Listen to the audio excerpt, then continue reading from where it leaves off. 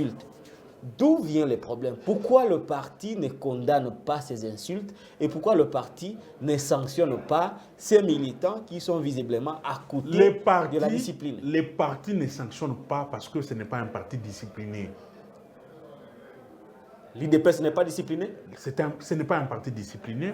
Les partis ne sanctionnent pas parce que c'est un parti désordonné, parce que c'est un parti qui n'est pas bien géré. Est-ce que vous pensez que c'est une stratégie du parti ou ce sont des brebis galeuses? Imaginez que nous sommes sur différents plateaux de télévision pour débattre. Mais leur secrétaire général fait un communiqué qu'à l'UDPS, il n'y a pas de communicateur, il n'y a pas de communicant. Il n'a jamais mandaté un communicant de l'UDPS pour venir parler à la télévision. Il les a désavoués tous. Alors, nous discutons avec des gens sans qualité, sans mandat. Ça pose déjà un problème. Monsieur Jean-Serge Tubin, face à la caméra. Est-ce qu'on peut dire la biso 4 écoles de renommée et puis éducation ya ba congolais na ba standard au Joseph Kabila Tonga awa na Kinshasa pendant 18 ans. 4. Ici à Kinshasa, je parle des écoles réhabilitées. Kotonga, si je savais, je pouvais t'amener ma liste. Il y a un répertoire. C'est ce que je dis. Non, l'école est belée na Kinshasa. L'école na reformulé. L'école oyebi que Yossi Jean-Serge Tubin a comme ministre. C'est une œuvre de Joseph Kabila. Aux affaires dans l'école Joseph Kabila Tongi. Bon, 4 na mon ebele 3 kaka. Na copé cet exemple, institut supérieur. Tu es dans l'école secondaire, à l'université au Kenasuka. C'est ce que je dis. L'école, toutes les écoles, je ne peux pas voir. Mais nous avons, c'est ce que je dis. Il y a des renommées. Des renommées, c'est bon. Il y a bien. Des renommées, comme le roi, moi, de façon. À Kinshasa, nous avons réhabilité plusieurs écoles. Tu réhabilité, tu construit. Construit, je n'ai pas en tête, mais réhabilité, nous avons réhabilité beaucoup. Non, réhabilité peut être je peux citer beaucoup. Donc, construire, je n'ai pas l'idée en tête. Bon, dans un répertoire, il y a des écoles qui sont réhabilitées. Bon, il Moko. Moko. École Kabila Tongi, Moko à Kinshasa. Il y a bien, il y a Malunga, moi, on a autant. Les alliés, mais je dois avoir la liste. Et curieusement, après l'émission, avant même que l'émission ne puisse prendre fin, ils ont laissé les tic-au-tac de 27 minutes. Ils n'ont coupé que la partie là de 2 minutes ou 3 minutes. C'est la partie qui a été vulgarisée. Alors, je dirais merci à Joseph Kabila. Pourquoi? Parce que grâce à ça, aujourd'hui, l'IDPS nous étale l'incompétence. Grâce à ses pouvoirs. Continuez. Chadari, c'est un professeur d'université. C'est un docteur en sciences politiques. Si Mbata n'arrive pas à talonner Chadar, c'est Kabouya qui va talonner Chadar. Si Mbata ne fait pas le poids à Chadar, vous croyez que c'est Kabouya? Les images sont là. Ils étaient tous conviés ici à NDI. Vous avez vu comment Kabouya a couru pour demander le numéro de Chadar.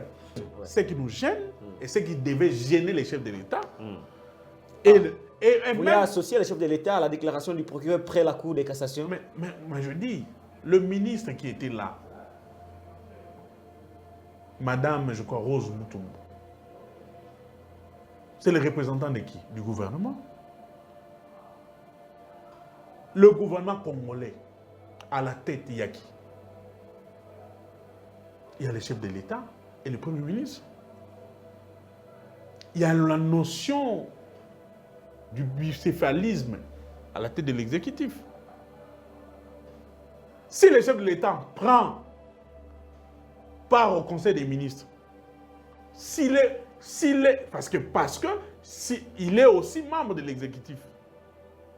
Mais comme la Constitution ne voulait pas donner tout le pouvoir au chef de l'État, c'est comme ça qu'on a, au-delà qu'il soit membre à la tête de l'exécutif, mais on a quand même responsabilisé c'est lui qui endossera la responsabilité du gouvernement et c'est lui qui répondra de choses au niveau de l'émanation du peuple qui est le Parlement.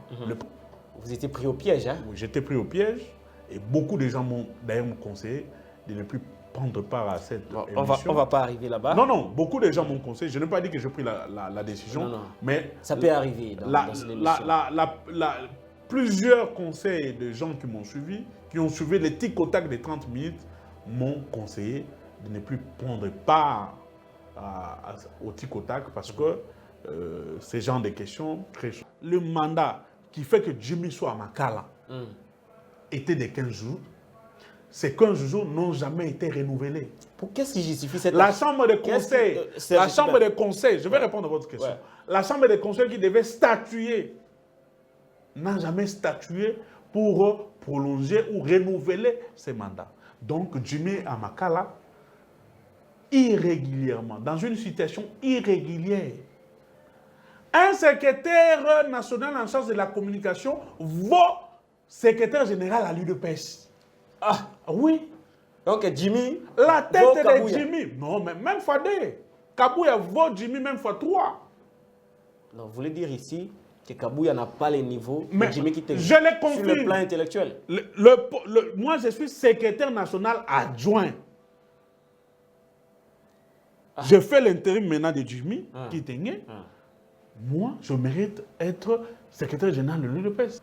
Pendant le règne de Joseph Kabila, 18 ans, aucun communicant, je pèse mes mots, aucun communicant de l'UDPS n'a été arrêté pour outrage ou offense au chef de l'État.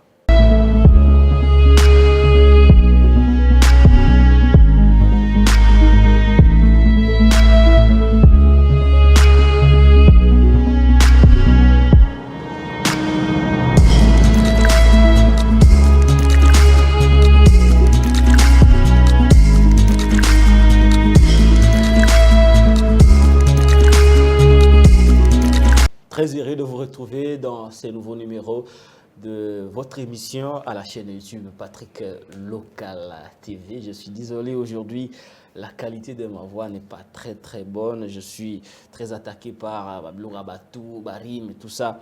Éviter ce et Bandelia, saison de pluie. Je vais m'efforcer pour vous rendre service. De menaces, des intimidations ou de l'agitation dans les chefs du nouveau procureur près la Cour de cassation. Est-ce qu'il aurait reçu des ordres? Le nouveau procureur de la Cour de cassation plaide pour la révision à la hausse de la peine liée à l'infraction d'offense au chef de l'État. Je rappelle ici que cette loi a été créée en 1963, à l'époque en pleine dictature, pour protéger la personne du président Mobutu, et depuis, cette loi n'a jamais été supprimée, elle est continue. Tout au début de la législature, Félix Tshisekedi, à l'époque, à l'opposition, était opposé à cette infraction d'offense au chef de l'État.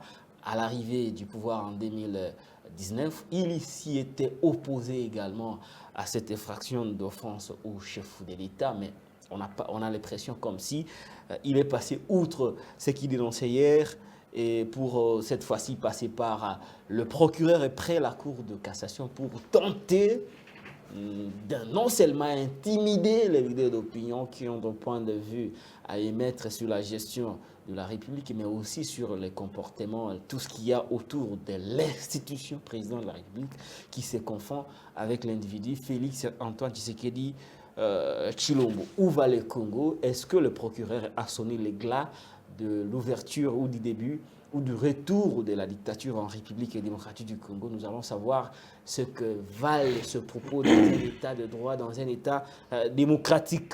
Situation à Kwamotu, vous savez, on a parlé d'une main noire, des personnes qui tuent, qui assassinent, qui mutilent ne ressemblent pas aux Congolais, ne parlent ni les langues locales, ni la culture locale. Ce sont des personnes étrangères. Vous avez appris sur les réseaux sociaux, vous avez vu quelques individus être arrêtés avec des provisions pour alimenter des hommes qui se cachent dans les forêts. Ce que nous voyons au niveau du Gambandundu ne ressemble pas aux us et coutumes de ce qui existe dans cette communauté. Il est vrai que des conflits communautaires existent. Il est vrai que des conflits terriens peuvent exister, mais arriver à ce point ne ressemble pas à nos communautés congolaises. Y a-t-il une main noire derrière ça? Est-ce qu'il y a ce qu'on appelle la théorie du dépeuplement et de l'occupation? Nous savons très bien que des pays voisins qui nous entourent ont des velléités à occuper le Congo. Non seulement l'occuper, il faut déposséder les propriétaires de terrain de leur espace, puis installer de nouveaux peuples.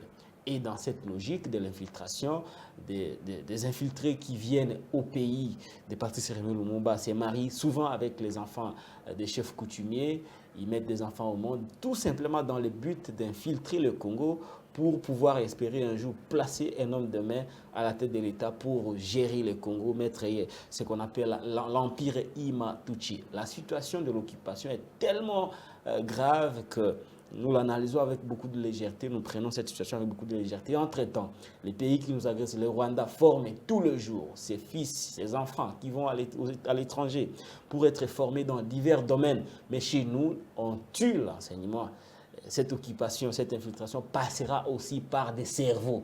Le Congo perd de plus en plus de cerveaux, alors que le voisin, le Rwanda, chaque jour forme ses concitoyens. Bon, c'est mon analyse, mais au moins je poserai la question à mon invité pour qu'il puisse nous donner ce point de vue par rapport à l'élan de l'évolution au niveau du Rwanda et au niveau du Congo, et ce que le Congo est en train de perdre par rapport à l'évolution du monde. Les insultes contre le prix Nobel de la paix, Denis Mukwege, il est victime depuis un moment des attaques musclées de la part des militants de l'IDPS. Vous avez vu tout récemment un type qu'on appelle le pasteur Gili s'apprendre au docteur Denis Mukwege avec des propos que je ne peux pas me permettre de répéter sur ce plateau précieux. Il a été plus tard imité par un autre qu'on appelle Jules Mouniéré, qui lui aussi a copieusement insulté le docteur Mukwege, dénigrant non seulement les docteurs, mais aussi nos mamans. Même si, plus tard, il s'est ravisé, mais les faits sont là. Et entre-temps, ces hommes sont en liberté. Ils n'ont jamais été inquiétés, ils sont en liberté. Mais des pauvres innocents qui n'ont jamais insulté, qui n'ont jamais outragé, qui n'ont jamais volé, jamais violé, sont en prison. Le cas de Jimmy Kitenge qui a été arrêté, enlevé, arrêté, torturé au niveau de la nerf, puis jeté à la prison centrale de Makala. Jusqu'aujourd'hui, il n'est pas présenté devant un juge et le dossier n'est pas fixé. À ce moment, des sources sûres nous renseignent que l'homme du PPRD est toujours malade et n'a pas le droit à aller voir son médecin.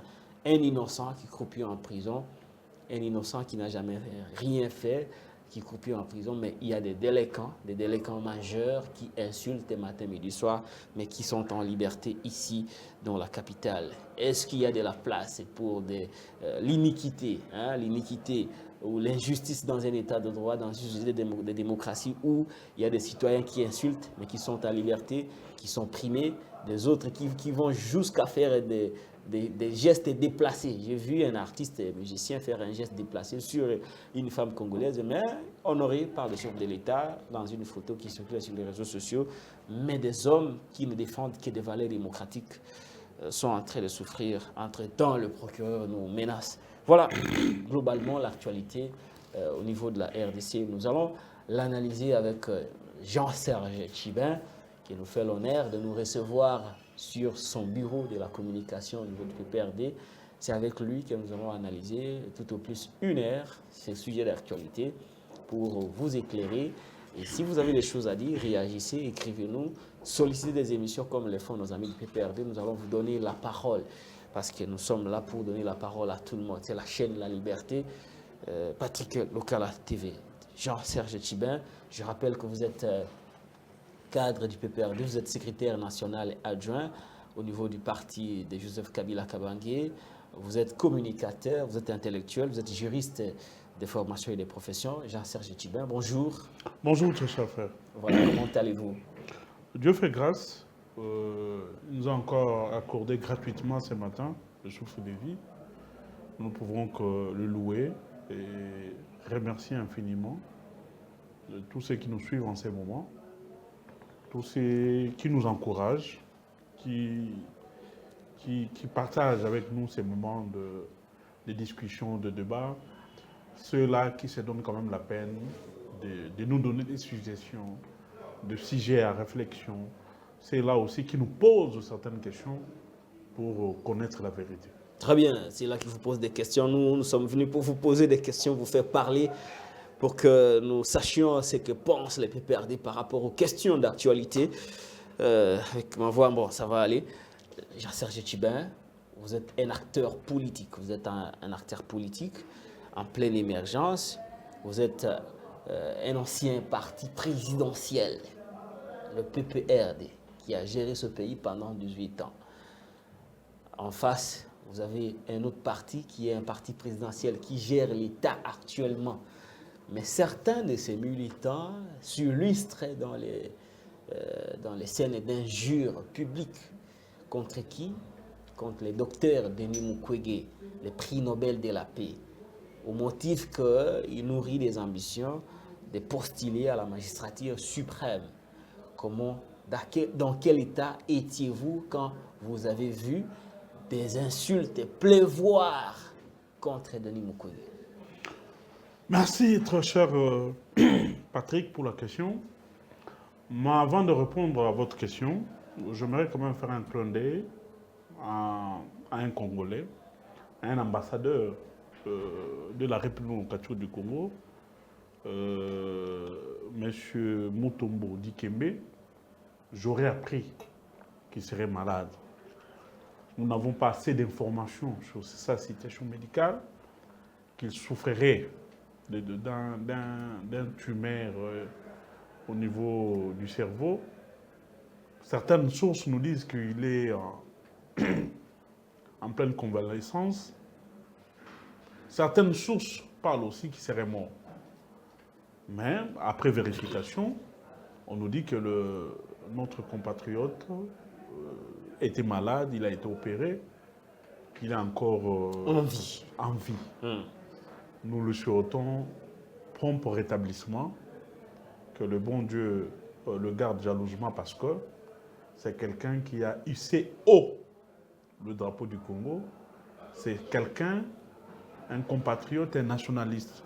Après avoir travaillé à l'étranger, après avoir hissé haut le drapeau du Congo, il a gagné sur le plan financier. Il a pensé à ses frères. Il a investi dans ces pays. Il a un grand hôpital sur le boulevard Lumumba qu'on appelle l'hôpital Marie Biamba Mutombo. L'hôpital qui fait la fierté aussi parmi les grands hôpitaux aujourd'hui. Moderne, hein? Moderne de notre pays. J'aurais aussi appris, j'ai vu quelques images, qu'il est en train de construire des écoles, même une académie de basketball. En Bujimaï, je ne sais pas, à Kananga. C'est quelqu'un qu'on doit encourager. Très bien. Et nous devons être en union de prière, chers Congolais. En lieu et place des posters. C'est un repère, hein? C'est un repère, c'est un modèle. Un modèle pour la jeunesse, pour la société. Voilà. En lieu et place de prendre ces photos. A-t-il été déjà reçu à la présidence pour avoir un Je ne pense pas. Des gens qui devaient mériter le passeport diplomatique, ce sont de telles personnes. Mais je pense, j'attire l'attention des Congolais. Je pense que quelqu'un comme Mutombo Dikembe, nous tous, journalistes, politiques et tout ça, nous devions être en union de prière. Les soutenir. Les soutenir pendant cette période difficile. Mais je vois des Congolais qui s'amusent à mettre ces photos, commenter dans tous les sens. Ça n'honore pas la République, ça n'honore pas le Congo. Mais répondant à votre question. Voilà, vous étiez dans quel état quand vous avez vu des insultes pleuvoir? Je suis très choqué. Contre les docteurs Denis Mukwege. Nous avions pris... Revenant du parti présidentiel. Nous avions pris l'option de faire une opposition républicaine. Cette option s'avère aujourd'hui une option salvatrice. Parce que nous devions donner cours à l'UDPS de l'opposition. Nous devions apprendre à l'UDPS. Nous devions apprendre à tous ceux qui sont passés sur le banc de l'UDPS que ce qu'ils avaient fait sous le bois pendant 38 ans n'était pas de l'opposition. Ils faisaient quoi? Les injures, brûler les bus de Transco, brûler le bâtiment administratif dans les universités, brûler les maisons des individus.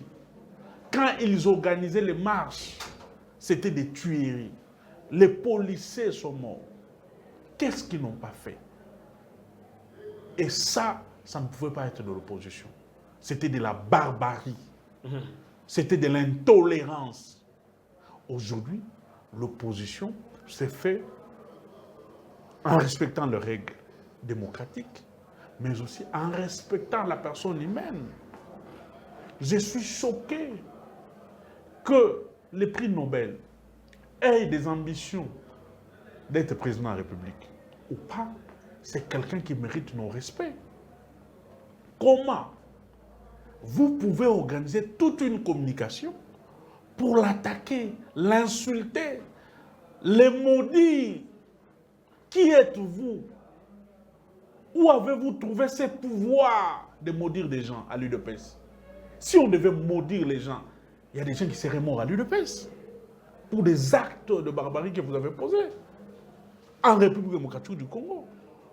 Mais cet homme intelligent, cet homme qui sauve de vie au niveau de notre pays, les gens se mettent et s'arrangent à faire des émissions pour l'insulter. Ils ne s'arrêtent pas là. Ils vont même très loin. Ils insultent nos mamans. Ah, c'est pas la première fois. Il y a une dame je vais y arriver. Voilà. Ils insultent nos mamans qui subissent des atrocités, qui subissent des violences à l'Est. Cher peuple, chers Congolais, chers compatriotes de l'Est, nous devions sanctionner l'UDPS en 2023. Oui, il sera sanctionné, M. Tshisekedi sera sanctionné à Kinshasa, il sera sanctionné au Congo central, il sera sanctionné dans les Kamamdoulou. Mais il doit être doublement sanctionné à l'Est. Vous pensez que ces déclarations, ces injures de l'UDPS dirigées contre Denis Mukwege et nos mamans de l'Est auront une incidence sur la réélection de Tshisekedi dans la partie Est? Ces insultes et ces moqueries auront des incidents sur le vote en 2023. Non seulement ça, mais les promesses... Mais ce n'est pas lui qui a insulté quand même. C'est le parti présidentiel. C'est le parti présidentiel. C'est le parti qui incarne la vision du chef de l'État. C'est le parti porte-étendard du pouvoir. Hier, même quand nos frères et sœurs qui étaient avec nous au pouvoir posaient des actes, malgré qu'ils n'étaient pas du PPRD, on parlait du PPRD. Eh bien, les peuples congolais ont compris que nombreux qui étaient avec nous pour le poste sont partis, le PPRD est resté. Nombreux qui étaient dans le FCC sont partis, le PPRD est FCC. Mais les gens s'attaquaient, oui, avec raison. Ah non, le PPRD. Quand on parlait du bilan de Kabila, on parlait du PPRD. Mais nous avons géré avec l'UDPS, nous avions géré avec les PALU, nous avons géré avec le MLC, nous avons géré avec l'UNC, nous avons géré avec plusieurs partis politiques. Aujourd'hui, c'est très grave quand nous écoutons nos frères de l'UDPS. Mais ce qui me choque encore plus, mon frère Patrick Kola, c'est quoi? Quand Guili t'insulte comme ça, Publiquement, il est à l'aise, il n'est pas arrêté. quelle facilité dans les injures. Quand son collaborateur, Gilles Mouniéré, récupère les mêmes propos, affirme sans peur d'être contredit, insulte sans peur d'être contredit, il n'est pas arrêté. Il y a encore une autre dame qui avait insulté les mamans de l'Est. Elle s'est dit communicateur privé du chef de l'État. Ils sont nombreux. Il y a un monsieur. Jamais inquiété. Il y a un monsieur qui se réclame communicateur privé du chef de l'État, qui se nommerait dinosaure ou éléphant, qui insulte copieusement les gens. Récemment, il venait d'insulter un procureur de la République à Kisangani. J'ai encore des audios. Et quand vous voyez les insultes, les menaces, les intimidations, viennent toujours du parti présidentiel. Mais ça fait très mal. Cela prouve à suffisance aujourd'hui que nos frères qui ont passé 38 ans sous le bois pensant faire l'opposition, étaient en train de faire de l'école buissonnière. Ils n'ont rien appris sous le bois.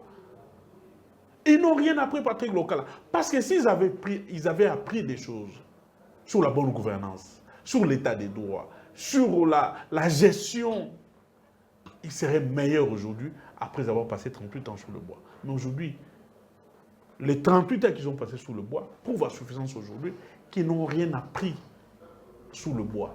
Et que sous le bois, rien de bon ne peut sortir de là. Alors, sous le bois, rien de bon ne peut sortir de là. Bon, ça, ce sont vos propos. Mais qu'est-ce qui justifie les silences? Les silences des animateurs du parti. On n'a pas vu de condamnations provenant, par exemple, de la présidence. Parce que l'affaire sur les violences sexuelles, ce n'est pas seulement une affaire nationale. Cette affaire a une dimension internationale. Parce que la question du genre intéresse au plus haut point les Nations Unies. Mais au niveau de l'État, au niveau national, au niveau de la présidence, personne n'a condamné les insultes, les injures du parti présidentiel contre le terme. Mais parce que, pourquoi? Et je continue. Au niveau du parti, personne n'a haussé les tons pour condamner ces insultes.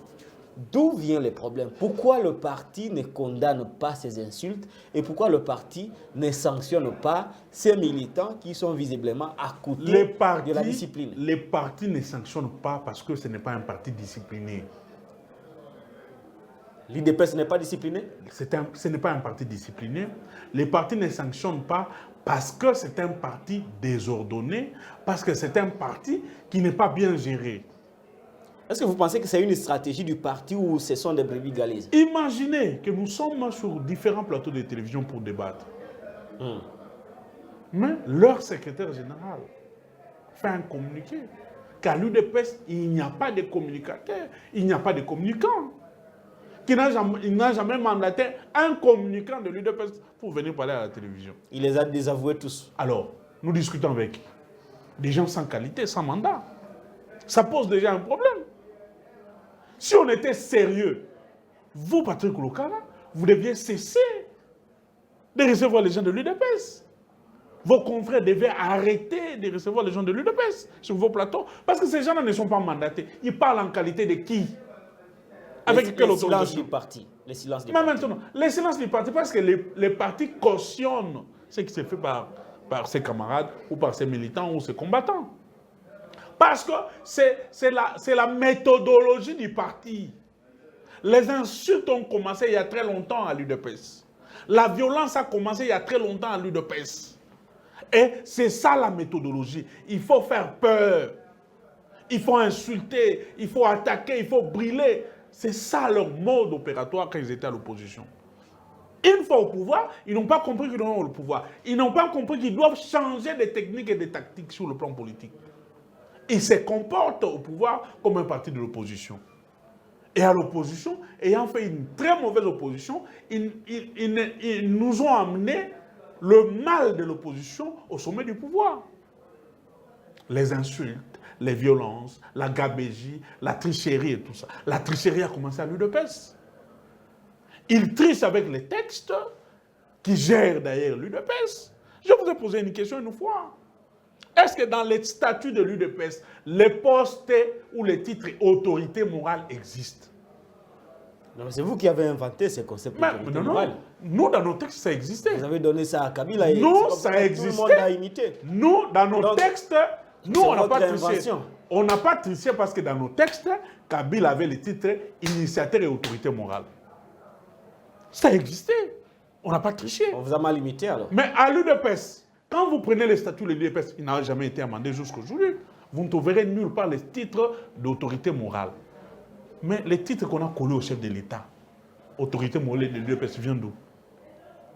Qu'on lui colle, ce sont les communicateurs qui... Mais oui, c'est de la tricherie. C'est pas officiel. Hein. C'est de la tricherie. C'est officiel.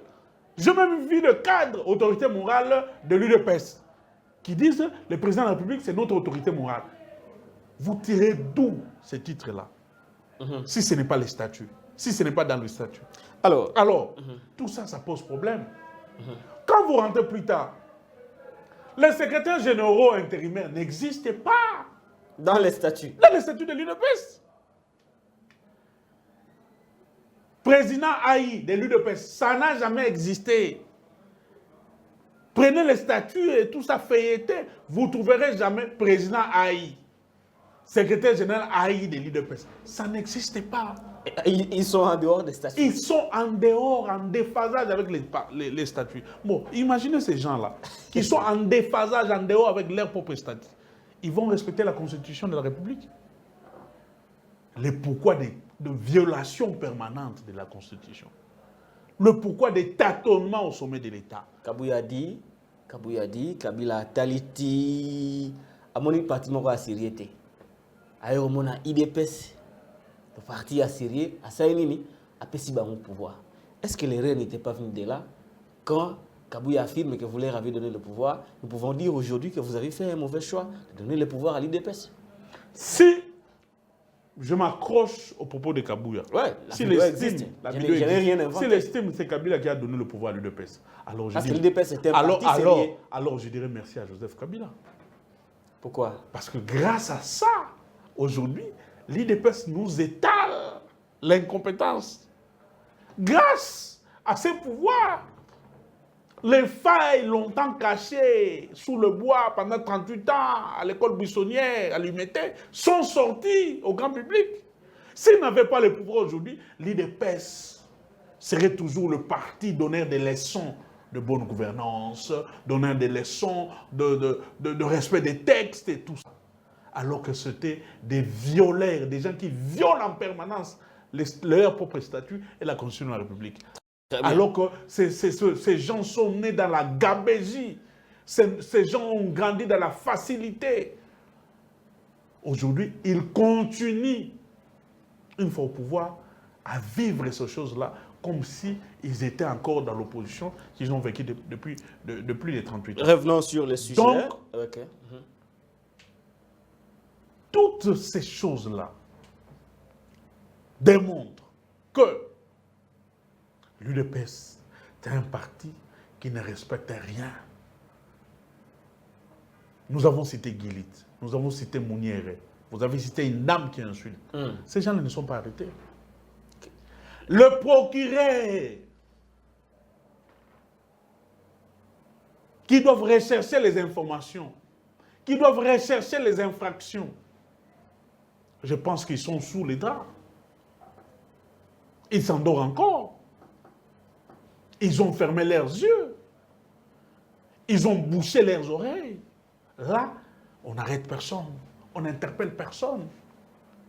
Mais si c'était des opposants, qui n'insultent pas, à la différence, qui n'insultent pas, qui viennent pour critiquer, qui viennent pour faire des décryptages de la gestion de ces régimes, ils sont traqués et jetés en prison. Là, vous voulez parler de Jimmy Kitenge? Mais ils sont nombreux, non seulement Jimmy. Momo Moulap. Je rappelle ici que Jimmy Kitenge a été enlevé, puis on nous a dit qu'il était arrêté, détenu à la NER, où les sources à notre possession nous ont révélé que aujourd'hui Jimmy Kitenge était sérieusement torturé, jeté au niveau de l'amigo du parquet, puis après, il est présentement à Makala, très malade. Aujourd'hui, on ne connaît pas encore quels sont les griefs retenus contre lui. Les griefs retenus. Mais il est quand même arrêté. Qu'est-ce qui explique que ceux-là, dont les griefs sont visiblement établis par rapport aux injures, ne sont jamais traités? Cela démontre que nous avons une justice tribalisée. Cela démontre que nous avons une justice téléguidée. Que cela démontre qu'il y a effectivement une certaine théâtralisation de la justice. Parce que si la justice faisait bien son travail, Guilit Serin j'étais en prison, Mouniéré resterait en prison même pour 10 ans. Le Gilles Mouniéré a insulté Maman Olive. Le même Gilles Mouniéré a insulté Maman Mabunda, présidente de l'Assemblée nationale. Il n'a pas insulté qui dans ces pays? Les Mouniéré, le fameux Gilles Mouniéré. Le Guilit n'ont pas insulté qui? Certains journalistes, certains infirmiers transformés en journalistes aujourd'hui. Nous avons aujourd'hui des vidéos. Quand ils étaient militants et combattants sous le bois hier, comment ils insultaient Kabila. Aujourd'hui, sont-ils arrêtés? Jamais inquiétés. Ils sont là, ils sont devenus journalistes. On a vu comment on a traité de Kabila des niais. sur leur plateau. Ils n'ont jamais été arrêtés. Ils n'ont jamais été arrêtés. Ils n'ont jamais été arrêtés jusqu'aujourd'hui. Mais si c'était Patrick Lokola, si c'était Louis-France Kouzikissa, si c'était tel, j'étais enlevé, j'étais en prison facilement. C'est le cas de Jimmy? C'est le cas de Jimmy. Jimmy est arrêté, est enlevé. Pour ne pas parler d'une arrestation. Il a été enlevé, cagoulé, jeté à la nerf. 2 jours. Il est transféré à la Cour de cassation. À la Cour de cassation, il ne peut pas être justiciable à la Cour de cassation. Les procureurs généraux se rendent compte qu'on l'amène quelqu'un qui a subi des tortures, qui n'a pas une fiche médicale. Il dit, amenez-moi la fiche médicale qui devait accompagner ces messieurs parce qu'il a des habits déchiquetés, il a des habits en lambeau, parce qu'il y a encore... Des habits à sanglater. Il y a encore des traces de sang sur son corps. Le monsieur devant moi devait être accompagné d'une fiche médicale. La fiche médicale ne viendra pas. Il dit, ok, d'ailleurs, ce monsieur n'est pas justiciable devant la Cour de cassation. Il fait un document pour le transférer au parquet ici de grande instance de la Gombe. Il arrive au parquet de la Gombe, ici. Pendant 4 jours, il est auditionné à la fin. Le grief retenu par l'année, propagation de faux bruits, outrage contre les parlements, offense contre le chef de l'État, des griefs tombent. Propagation de faux bruits, il n'y a pas de soubassement. Outrage contre le Parlement, Jimmy, c'est un individu. Il ne peut pas outrager le Parlement. Il ne peut pas outrager le Parlement. Les griefs tombent. Le seul grief retenu contre Jimmy, offense contre le chef de l'État ou outrage contre le chef de l'État. Il est jeté à Makala. Malade. Il y a 2 rapports médicaux. Un, fait par le médecin à Makala là-bas.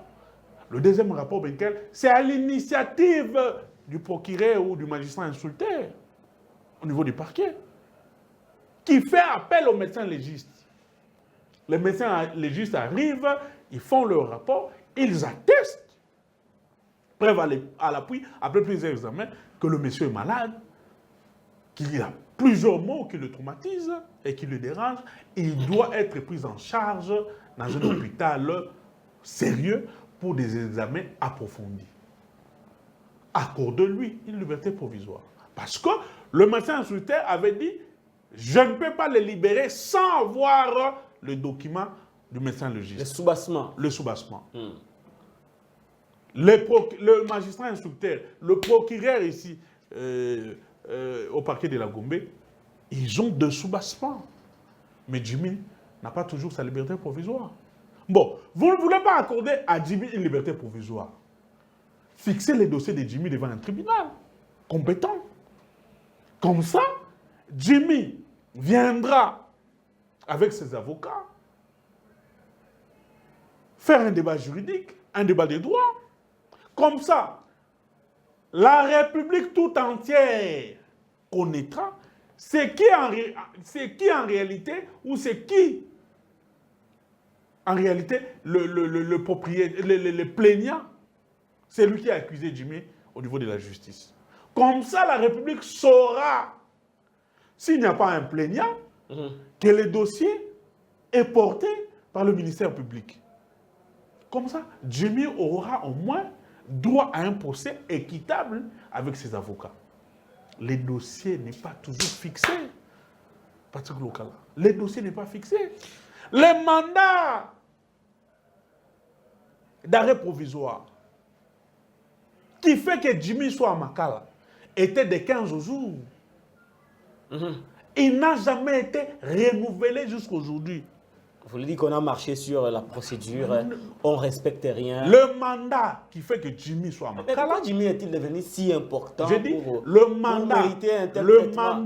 Le mandat qui fait que Jimmy soit à Makala était de 15 jours. Ces 15 jours n'ont jamais été renouvelés. Qu'est-ce qui justifie cette... La Chambre de conseil, je vais répondre à votre question. Ouais. La Chambre de conseil qui devait statuer n'a jamais statué pour prolonger ou renouveler ses mandats. Donc, Jimmy Amakala, irrégulièrement, dans une situation irrégulière. Donc, même les directeurs de la prison centrale de Makala s'étonnent. Non, non seulement s'étonnent, est en insécurité. Ah, imaginons qu'il y a un problème à Makala. Et que Jimmy mourrait, ou que Jimmy aurait un problème. Le directeur de la prison centrale de Makala sortira quel document qui lui donne le pouvoir de détenir Jimmy Amakala? La justice congolaise sortira quel document pour prouver que Jimmy était détenu à Makala de manière irrégulière? Il n'y a pas un document. Répondez maintenant à ma question. Jimmy Kitenge est devenu qui pour faire l'objet d'un grand acharnement comme celui que Jimmy Kitenge est secrétaire national en charge de la communication du PPRD. Le PPRD n'est pas n'importe quel parti. C'est juste un parti de l'opposition. Non, ce n'est pas n'importe quel parti. Un secrétaire national en charge de la communication vaut secrétaire général à l'UDPS. Ah oui. Donc Jimmy, la tête de Jimmy. Non, mais même fois 2. Kabouya vaut Jimmy même fois 3. Non, vous voulez dire ici que Kabouya n'a pas les niveaux de Jimmy Kitenge sur le plan intellectuel. Moi, je suis secrétaire national adjoint. Je fais l'intérim maintenant de Jimmy Kitenge. Moi, je mérite être secrétaire général de l'UDPS. Plusieurs partis ici politiques n'ont pas de secrétaires nationaux de notre trempe ou de trempe de Jimmy. Plusieurs présidents de partis politiques ici, en République démocratique du Congo, n'ont pas notre niveau. Là, vous diminuez quand même Kabouya. N'ont pas notre niveau. Un CG que vous comparez à un secrétaire national en charge de la communication. Mais je dis, la tête de Jimmy, si Jimmy, sa tête ne valait rien, pourquoi il a été arrêté? Nous sommes traqués pourquoi? Parce que nous disons la vérité. Nous sommes traqués pourquoi? Parce que lors de nos débats télévisés, nous n'avons pas de concurrents au niveau de partis au pouvoir. Alors, comme nous n'avons pas de concurrents, comme nous n'avons pas de gens pour nous talonner, on fait quoi? On utilise les moyens de l'État pour nous traquer. La NER, CNES, et tout ça, la police et tout. Parce que si au parti, au pouvoir, ils avaient nos concurrents, s'ils avaient des communicants qui pouvaient nous talonner, si nous avions des concurrents qui pouvaient faire face à nous. Là-bas, il n'y a personne d'après vous. Mais Jimmy, il ne serait pas Makala, ils ne sont pas. Parce que vous comparez Jimmy Kitenge au secrétaire général de l'UDPS. Vous avez vu ce qu'il a fait à Kisangani? Non, mais... les images parlent. Augustin Kabouya Mukwatombolo a fait plein à craquer à Kisangani. Alors qu'ici, on les compare à Jimmy Kitenge. Au lieu de les comparer à Emmanuel Ramazan et Shadari. La comparaison est quand même très déséquilibrée. Vous avez vu la mobilisation. Hein? D'abord, vous ne pouvez pas comparer Emmanuel Ramazan et Shadari à Kabouya. Ce sont des CG. Oui, les CG, mais ils n'ont pas la même nature niveau. Les éléments de comparaison ont la même nature. Les CG, ils sont tous CG. Ouais. Ils n'ont pas le même niveau. Quel niveau? Vous parlez de quel niveau? Les niveaux, ils n'ont pas le même cursus scolaire et... Shadari à quel niveau? Non. Kabouya à quel niveau? Allons, mollo. Allez-y. Ils n'ont pas. Ils sont tous CG. Ils ne gèrent pas les mêmes partis. Shadari gère le parti le mieux implanté sur toute l'étendue du territoire national, le PPRD. Shadari gère le plus grand parti politique de la République démocratique du Congo. Même aujourd'hui, il n'y a pas un parti qui a des députés, le nombre des élus à l'Assemblée nationale, plus que le PPRD. Même au niveau du Sénat. Continuez. Shadari, c'est un professeur d'université. C'est un docteur en sciences politiques. Si Mbata n'arrive pas à talonner Shadari, c'est Kabouya qui va talonner Shadari. Si Mbata ne fait pas le poids à Shadari, vous croyez que c'est Kabouya? Les images sont là. Ils étaient tous conviés ici à un DI. Vous avez vu comment Kabouya a couru pour demander le numéro de Shadari? Vous avez encore des vidéos? Les images existent. Vous voyez comment il a couru. Non, mais c'est quand même pour des besoins d'élégance. Il ne pouvait pas s'en passer quand même des Chadari. Oui, c'est ce que j'ai dit. Tout ça... L'élégance, être élégant n'est pas synonyme d'être faible. Hein? Mais je dis, et puis on peut ajouter, Chadari a été candidat président de la République. Kabouya peut-être c'est le dauphin de Félix en 2009. Ça, vous avez dit peut-être. Mais Chadari a été candidat. Au moment où Chadari était CG ici, candidat président de la République. Au moment où Chadari était CG ici, il a eu cette chance de devenir le dauphin du président Kabila. Qui sait peut-être pour Kabouya, qui est CG de l'IDPS. Chadari a été ministre de l'Intérieur. Félix peut le désigner comme dauphin. Chadari a été VPM de Là, l'Intérieur. il sera comparable à Chadari. Chadari a été 3 fois député. Chadari a été administrateur des territoires adjoint, administrateur des territoires. Chadari a été vice-gouverneur et puis gouverneur. Chadari a été élu 3 fois. Député. Chadari a été président du groupe parlementaire PPRD à l'Assemblée nationale. Et membre, je crois, de la commission PAJ. Et premier vice-président et tout ça. Ce n'est pas... Donc la comparaison est déséquilibrée. Elle ne peut pas avoir lieu. Très déséquilibrée. C'est pourquoi vous préférez prendre Jimmy et comparer à... Je n'ai pas dit que c'est parce que je devais comparer pour comparer. Très bien. Je dis que quand vous êtes secrétaire national au PPRD, vous êtes plus que les CG de l'IDPS. C'est une grande responsabilité. Votre tête vaut un CG de l'IDPS. Votre tête vaut président d'un parti politique ici. Parce que, soyez-en sûrs. La mobilisation que vous avez vue là... Nous sommes plus compétents que beaucoup de présidents des partis politiques ici. La mobilisation des... Nous sommes même plus populaires que... Vous parlez de la popularité. Oui, nous sommes plus populaires que beaucoup de secrétaires généraux ici. Vous avez vu la mobilisation en République démocratique du Congo. La mobilisation... Jean-Serge Tchibin, vous avez vu la mobilisation de Kisangani n'a rien à voir avec l'UDPS. Oh, c'est le CG qui a organisé, il a communiqué. Vous pouvez tout dire. La vérité a fini par éclater. Sur la place du 30 juin, la place de l'indépendance, à Kisangani. Place de la Poste. La place de la Poste. J'y ai été, ouais. C'était une campagne d'une église, d'un pasteur, qui appelait ses fidèles d'amener les bidons d'eau et tout ça, des sachets, pour enfin qu'ils puissent prier sur eux, pour eux. Une séance de délivrance. Oui, tout en bénissant de l'eau et tout ça. Une séance de délivrance. Vous voulez dire que Kabouya a profité de ça? Il a profité. Les images existent où les gens parlent. Et les gens de Kisangani, la population de Kisangani est très mécontente. J'ai même des audios des étudiants qui disent le secrétaire général de l'UDPS arrive à Kisangani. Il n'a même pas le temps de réunir toute le couche de la population de Kisangani pour écouter ne fût-ce que les doléances, les problèmes qui rongent cette province. Le parti, oui, mais, redynamiser le parti. Mais oui, dans la faisabilité, comment les choses se font? Kabouya devait nous appeler, devait appeler même Jimmy à la prison de Makala pour lui demander comment les choses se font. Parce que Kabouya n'a jamais vécu ça. Ah ben oui, c'est pour sa première fois.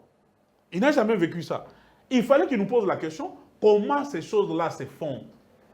Avec beaucoup de modestie, on a lieu de lui dire, voilà, vous êtes représentant, vous êtes chef d'un parti politique, quand vous descendez d'abord quelque part... Peut-être qu'il a appelé Chadari, son collègue de CG. Je ne pense pas.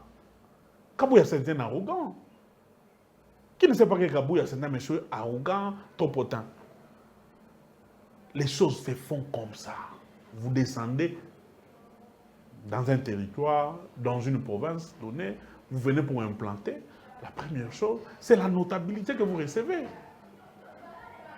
Vous recevez les notables de ces coins-là.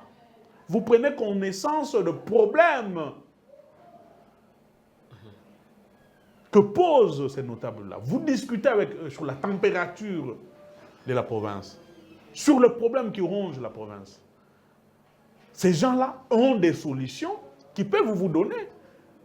Ils ont des informations qui peuvent vous donner sur tel domaine, sur tel secteur. Vous êtes secrétaire général d'un grand parti au pouvoir, ces informations-là peuvent vous être utiles, enfin, que vous puissiez donner à vos ministres, au niveau du gouvernement, afin de faire des notes techniques au chef de l'État, en tant que parti, parce que le chef de l'État doit avoir plusieurs sources d'informations. Et le parti du chef doit accompagner les chefs dans ce travail-là. Il faut avoir discuté avec les notables et tout ça, le jeune, le maman et tout ça. Comme ça, vous programmez une série. N'a-t-il pas fait ça? Je ne pense pas. Il ne peut pas faire ça. Il ne peut pas faire ça pourquoi? Tout ce qu'ils ont fait, j'ai vu des photos à l'aéroport de Kisangani, habillés en bling-bling. Mais qu'ils sachent que c'est Joseph Kabila, c'est sous Joseph Kabila. Parce que les débats là... On a dit que cette mobilisation a créé des jaloux, a bouleversé des cartes au niveau de l'opposition. Mais écoutez, le parti au pouvoir écoutez, il est encore populaire. Soyons pratiques. Et que le travail que vous faites de la communication pour jeter un discrédit sur ce parti n'a pas du tout marché parce que Kisangani vous a démontré le contraire. Très cher frère, monsieur le journaliste Patrick Okala. Je vous donne des faits. Soyons pratiques et réalistes. Même si c'était dans la mobilisation de l'UDPS. Parce que nous savons tous aujourd'hui que ce n'était pas une mobilisation de l'UDPS. L'UDPS a mobilisé les gens ici pendant la campagne électorale à Kinshasa. Ils ont eu combien de pourcents à Kinshasa? Ah, ils ont été battus. Hein. L'UDPS a eu combien de pourcents à Kinshasa? C'est un exemple que je donne. Très bien. Alors, on va changer de sujet. Jean-Serge Tchiba. Ils avaient aussi mobilisé les gens au niveau du Katanga. Ils ont eu combien de voix au Katanga? On a vu aussi les gens être mobilisés ici dans le Bandundu, à 523 km de Kinshasa. Tshisekedi a eu combien de voix dans le Bandundu? Soyons réalistes. Ah, vous trouvez toujours des choses à redire sur l'UDPS. Hein? Non, mais nous parlons des réalités, nous parlons des choses vécues. L'UDPS ne vous fait pas peur. L'UDPS ne peut pas nous faire peur parce que ce n'est pas un modèle en tant que parti politique, ça hein? L'UDPS n'a pas de cadres qui peuvent faire peur au PPRD. L'UDPS n'a pas été formé pour gérer. L'UDPS n'a pas de bilan à présenter à la population. Malgré aujourd'hui, il y a des théoriciens des bilans qui nous disent « Oh non, les bilans d'abord c'est pour le peuple ». Oui, monsieur les vagabonds politiques, rêvez. Parce que vous cherchez un poste pour devenir ministre, vous cherchez un poste pour devenir DG, vous commencez à créer des théories. En 2023, le peuple attend le bilan. Et le bilan de Kabila et du PPRD, par rapport à l'UDPS, il est très élogé. On va finir par cette question. Vous dites qu'il n'y a pas de cadre à l'UDPS. Je peux vous citer quelques-uns. Citez-le. Peter Kazade. Non, c'était un cadre moyen. Un cadre moyen. Très moyen. Paul Chilumbu. Un cadre très moyen. Jacques Chabani. Un homme qu'il faut. Un homme qu'il faut. Un homme. Je l'ai plusieurs fois suivi, j'ai beaucoup de considérations. Il y a de la substance. Il y a quand même du sérieux. Il n'est pas un homme agité. Il n'est pas dans les sensationnels. Je n'ai pas dit que dans l'UDPS, on ne retrouve pas quand même de la substance. Mais ce sont des oiseaux rares. Des oiseaux rares. Ce sont plus... Sont-ils utilisés? Ils ne sont pas utilisés. Que ce soit dans la communication. Votre journaliste, votre collègue journaliste m'a posé une question polémique. Qui peut être le meilleur communicateur de l'UDPS? Je dis, mais quand vous regardez ceux qui communiquent pour l'UDPS, le meilleur c'est qui? J'ai décidé, mais c'est Diabanza. Mais il n'est pas utilisé. Aujourd'hui, c'est un communicant abandonné. Parce qu'il n'est pas dans la logique pire petit d'eux. Les plus proches d'eux. C'est ça l'UDPS. D'abord, les communicants ne sont pas répertoriés. D'abord, les communicants ne sont pas outillés. D'abord, les communicants ne sont pas formés. Ceux qui excellent aujourd'hui, qui font quand même des oiseaux rares. Des oiseaux rares, comme Diabanza et les autres, c'est avec leur propre intelligence, leurs propres moyens intellectuels qui se battent, avec le peu de moyens pour faire des émissions. Mais ils ne feront pas face à cette machine politique du PPRD, où nous avons des gens formés à la maternelle de la politique, jusqu'à devenir secrétaire national. Vous connaissez combien de formations que j'ai suivies pour devenir secrétaire national du PPRD? Combien de séminaires idéologiques?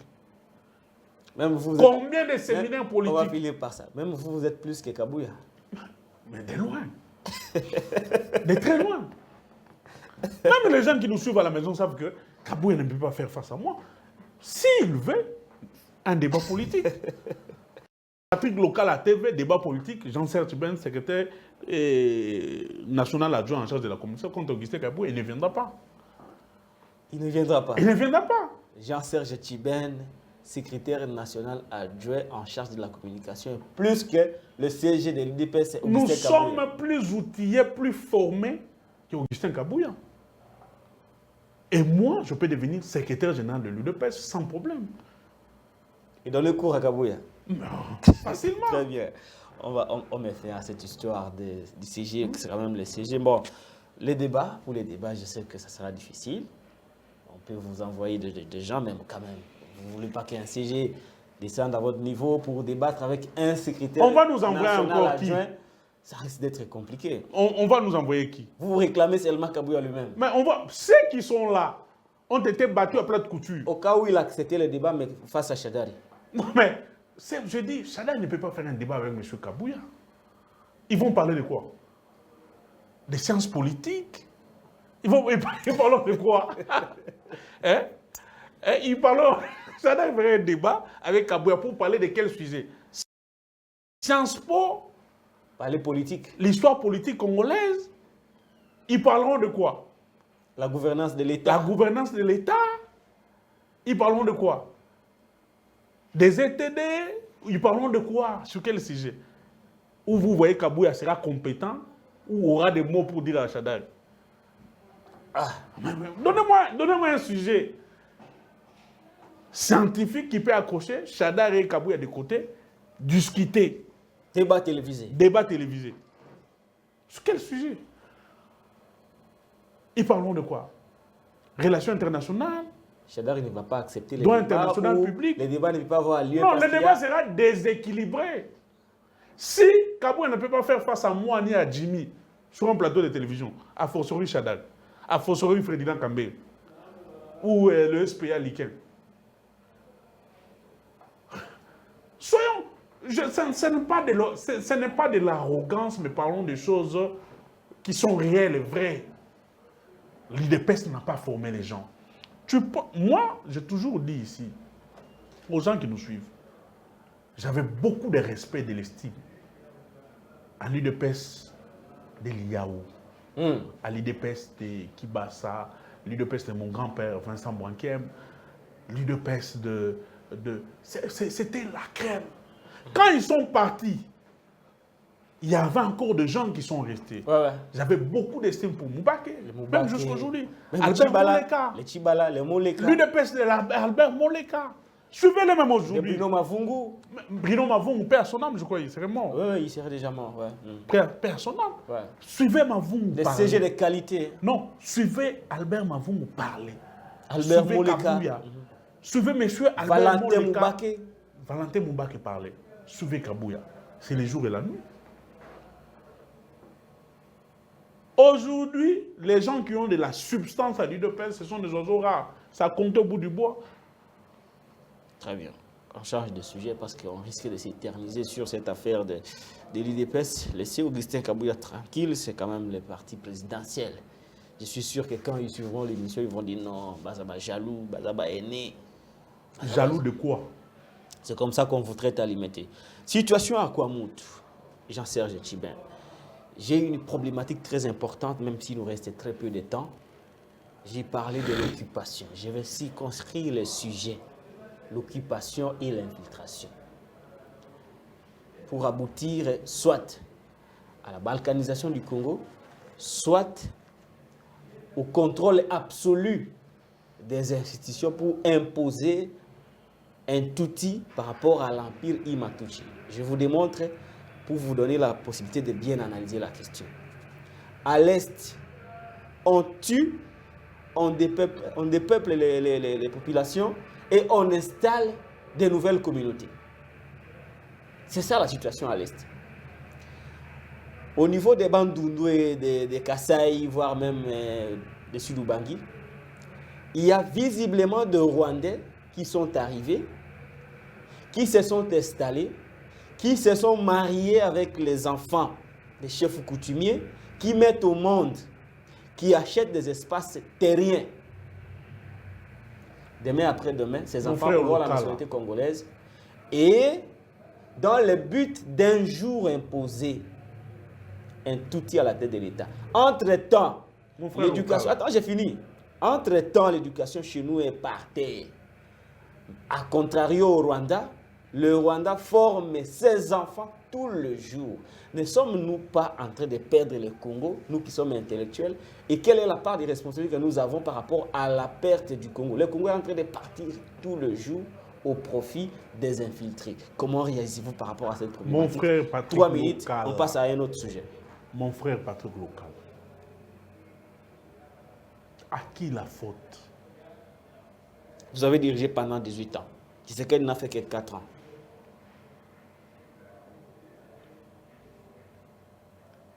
Un pays, quand vous le gérez, vous devez d'abord le connaître.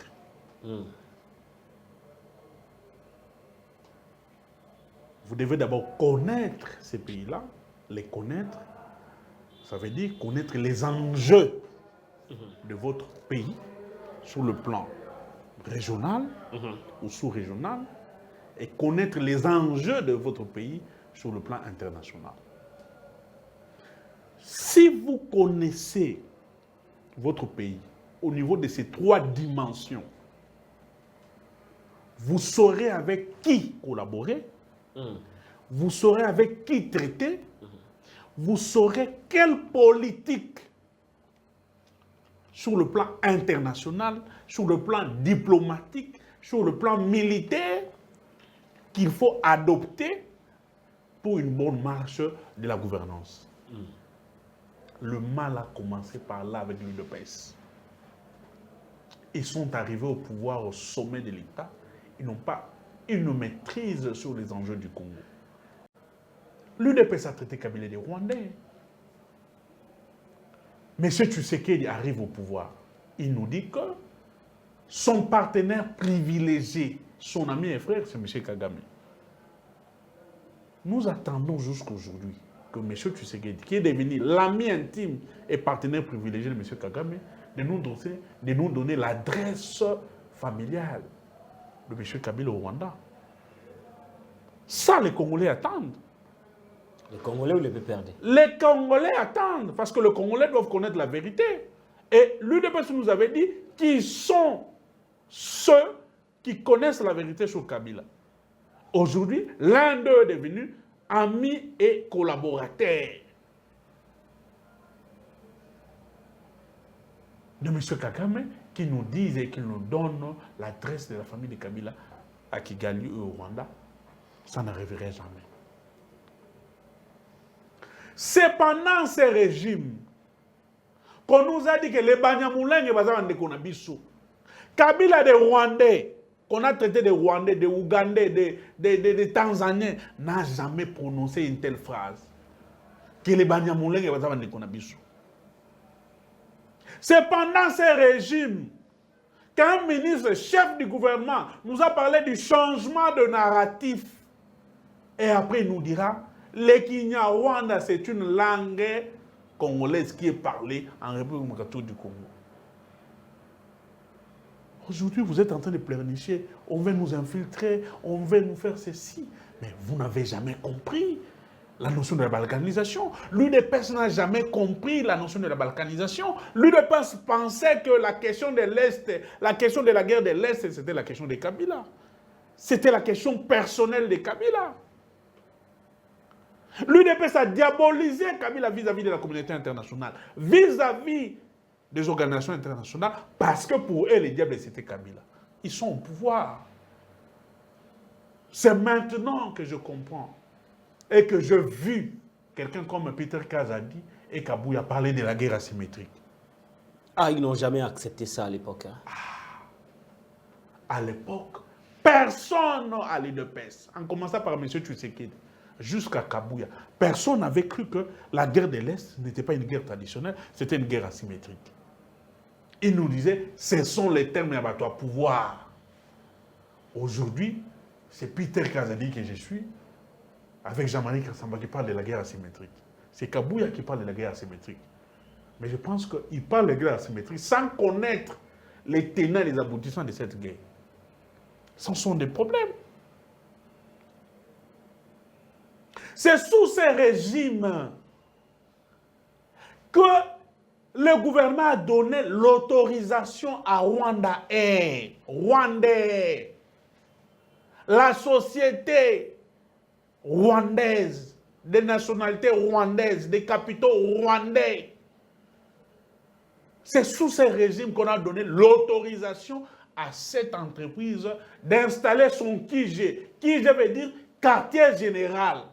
Direction générale pour... Direction générale. Rwanda, une société rwandaise, mais à son quartier général au Congo. À Goma. Sous Kabila, ça ne s'est jamais fait. Kabila, les Rwandais, il n'a jamais fait ça. C'est sous ces régimes que nous avons vu le gouvernement congolais, les chefs de l'État, signer des partenariats commerciaux. Qu'on a pris l'or du Congo, on a donné au Rwanda pour exploitation. Sous Kabila et Salimate.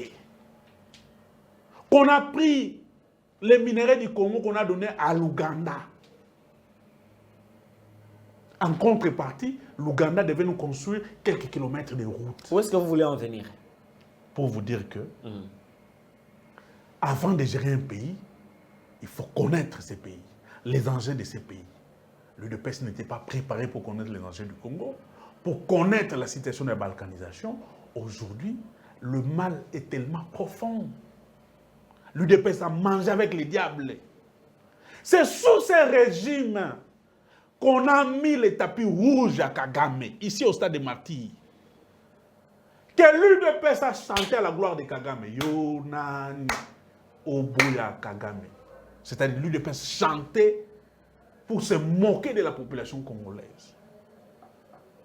L'UDPS chantait pour se moquer de Kabila. Kagame est devenu notre partenaire privilégié et stratégique. Ici, sous Kabila, ça ne s'est jamais fait. Mais maintenant, ne vous étonnez pas. Vous avez mangé avec les diables. Continuez à manger avec lui jusqu'à la fin. Et vous connaissez la suite. Quand vous mangez avec les diables, il finit par quoi? Par vous bouffer. Par vous bouffer. C'est ce qu'a fait Paul Kagame. Joseph Kabila a dit au monde entier. Joseph Kabila, lors de rencontres internationales, il n'avait pas sa langue dans la poche. Il disait, nous sommes en paix avec nos voisins.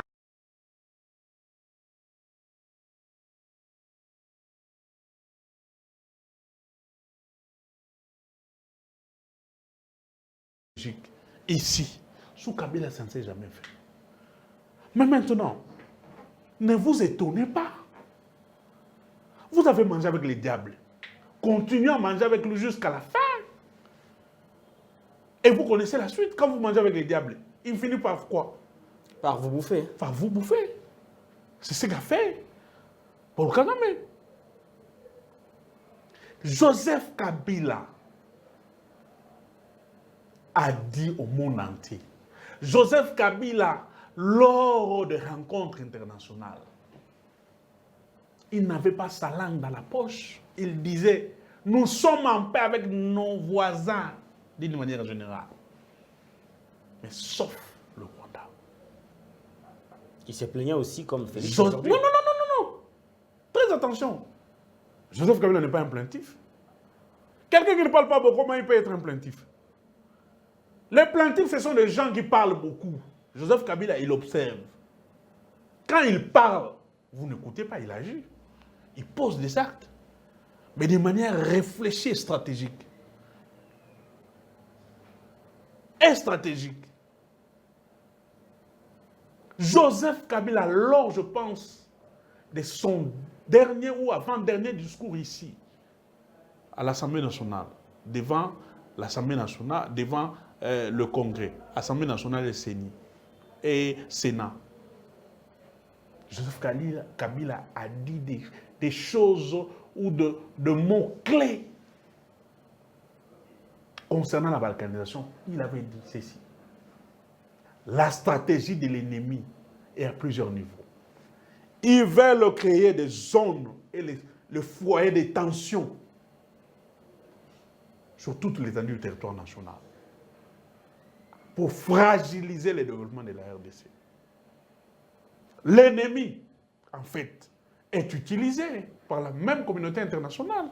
L'ennemi est utilisé par les multinationales pour voler, piller systématiquement nos minéraux.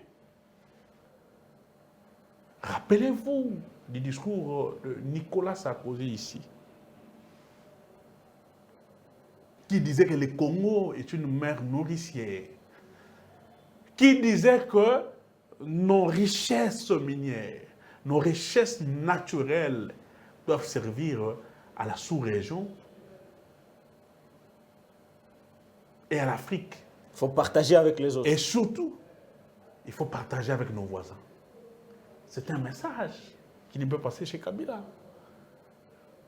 Voilà pourquoi il avait reçu des pressions pour ne pas promulguer le nouveau code minier. Mais comme un nationaliste, il a fait, le code minier a été publié. Alors, il a reçu des pressions pour ne pas publier la loi sur la sous-traitance. La loi a été modifiée et publiée. Aujourd'hui, je vais vous relancer. Serge Tchiben. Alors, pour citer sur cette question, la faute revient à M. Tshisekedi et au gouvernement parce que toutes les décisions prises sur le plan stratégique, politique et sécuritaire pour mettre fin à la guerre de l'Est, c'était des stratégies et des options non réfléchies qui n'ont pas amené des solutions escomptées. Question directe. Vous voulez dire que le régime IDPS, avec ses animateurs, participe d'une certaine façon à ces schémas d'infiltration et de la balkanisation, mais aussi de l'occupation du Congo? Le régime IDPS, voilà les mots qu'il faut, a trahi la mémoire collective. Le régime IDPS a trahi la mémoire de Lumumba, a trahi la mémoire de Mobutu. Le régime IDPS a trahi la mémoire de Mosé Laurent Désiré Kabila, qui s'est battu bec et ongle contre les impérialistes. Le régime IDPS a trahi la mémoire de Joseph Kabila, qui s'est battu jusqu'à la dernière minute. Au moment où la Cour constitutionnelle locale, rappelez-vous, devait publier les résultats des élections à notre pays. C'est le même Kagame. C'est le même Kagame, comme je l'appelle. Hein. Le même Kagame, à l'époque, je crois, président de l'Union africaine, qui demandait à Joseph Kabila que la Cour ne puisse pas publier les élections jusqu'à son arrivée.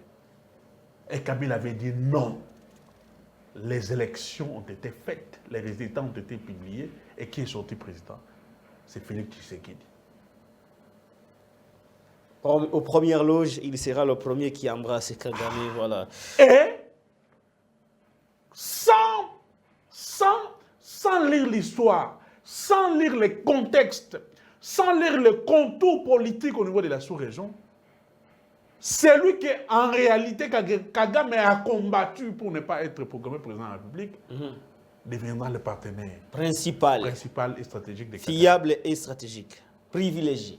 Voilà, Serge Tchiben, la solution, c'est quoi? Comme l'IDPS participerait d'une certaine façon à ces schémas de l'infiltration, de la balkanisation et de l'occupation, malheureusement, c'est l'IDPS qui gère le pays.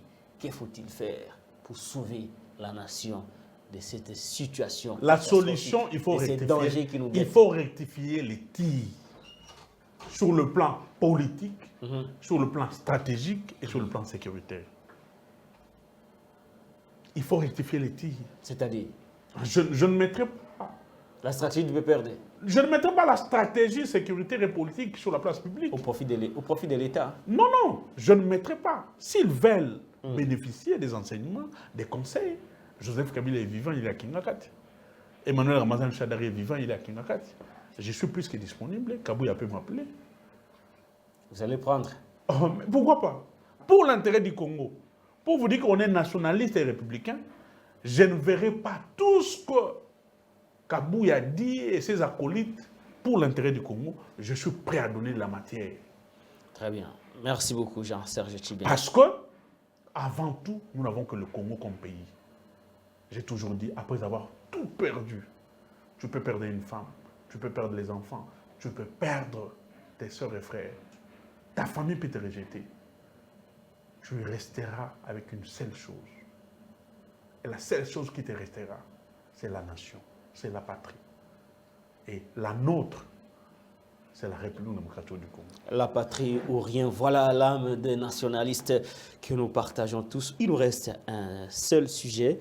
Vous avez refusé ouvertement de donner les pistes de solutions pour sauver notre pays de cette situation d'occupation, d'infiltration et de balkanisation. Le pays est en danger. Ce que nous disons ici n'est pas une chose facile. Le pays déjà était en danger. Je vais dire un mot pour réveiller la mémoire des Congolais. Voilà. Le Rwanda, c'est un petit pays. Un très petit pays. Mais qui est devenu très puissant. Non, plus que le Congo. Écoutez, chers Congolais, le Rwanda, c'est un petit pays.